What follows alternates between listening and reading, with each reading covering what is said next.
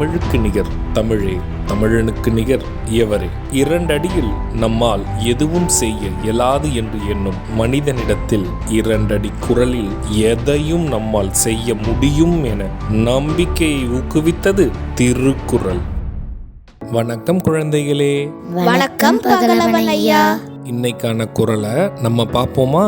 ஓ, பார்க்கலாமே. சரி, பாடத்துக்குள்ள போலாம்.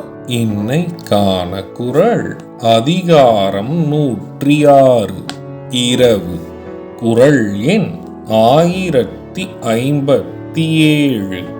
இகழ்ந்தெல்லாது ஈவாரை காணின் மகிழ்ந்துள்ளம் உள்ளுள் உவப்பது உடைத்து. ஐயா, நீங்க சொன்ன இந்த குறளோட பொருள் என்ன?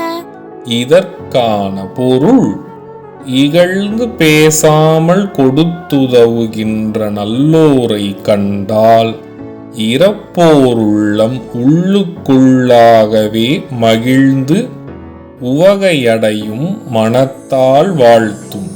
இதுக்கு ஒரு உதாரணம் சொல்லுங்களேன்.